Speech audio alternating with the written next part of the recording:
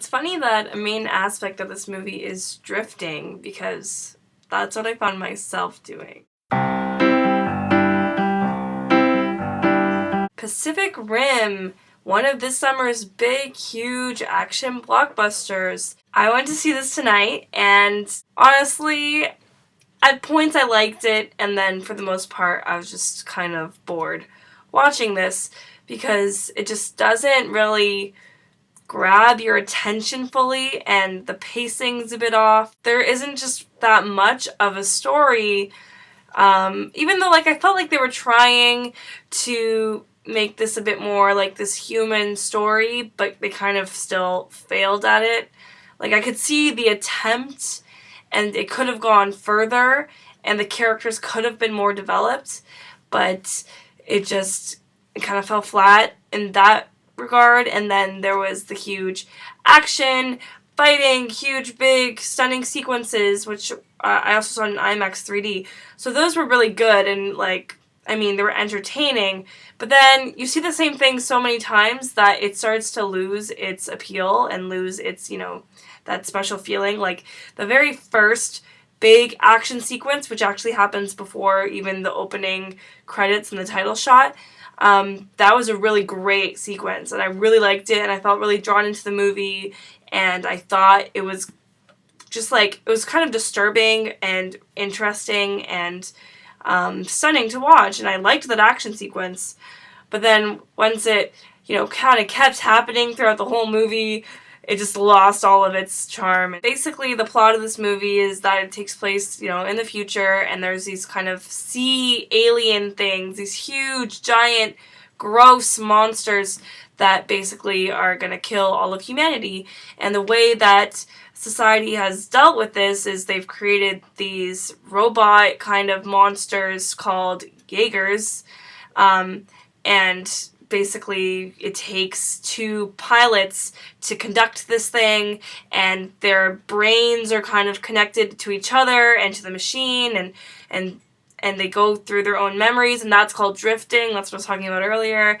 It's called drifting when you kind of go into the brain of the other co-pilot. That aspect was interesting, and it made for some interesting memory scenes, one in particular that was a really good sequence. And the star of this film is someone named Charlie Hunnam, who I've never seen before, but he's from the TV show Sons of Anarchy. He made for a good leading man, but his character there wasn't much to his character. He wasn't developed very much. Yeah, anyone could have done it kind of thing.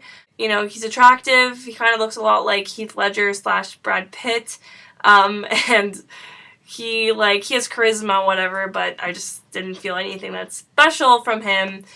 As well as most of the cast of this movie. I liked Idris Elba in his role, but apart from that, I was actually really disappointed. One of the main draws of this movie for me was Charlie Day, who I just love him, and I'm a big fan of It's Always Sunny in Philadelphia. And I knew he'd be the kind of comedic relief of this film, but his character was just not that funny. He wasn't written that funny.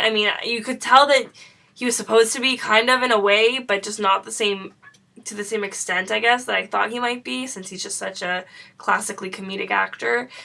His character was kind of annoying, and he kind of shouted everything in his, he already has, this really squeaky, high-pitched voice, but he was just shouting the whole movie. I don't know. His arc was, a little bit more interesting to me than the other ones, but that's also because I like Charlie Day, but at the same time, he still didn't do enough for me in this movie. I don't know, there was some good scenes, there was some good action, the visuals of it are good, but just the story in itself, it's this kind of apocalyptic story, but it doesn't really get to the heart of anyone or anything. It didn't really affect me. There's some weird, love story kind of between the lead character played by Charlie Hunnam, Rayleigh, and Mako is her name in the movie, this Asian woman played by Rinko Kikuchi, and I liked her story a lot, but I don't know, I didn't really buy their kind of romance, even though it wasn't really a fully fleshed out romance. I still just didn't buy it. It just happened just because, like, he was a man and she was a woman.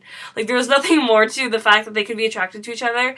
I guess they related in the fact that they both were these pilot kind of people and they both had past experiences with that stuff and losses, but it just didn't really delve that deep into that, which it kind of really could have. The film is directed by Guillermo del Toro, which for me was a draw because I like Guillermo del Toro and I actually just like him as a person. I actually got to see him at like a talk, and he's just a really cool, genuinely nice, funny guy and like super talented, and he's pretty good at like, you know, picking projects and producing and directing. I mean, not all of his movies are super successes, but he's done enough good movies like for me to, you know, kind of respect him.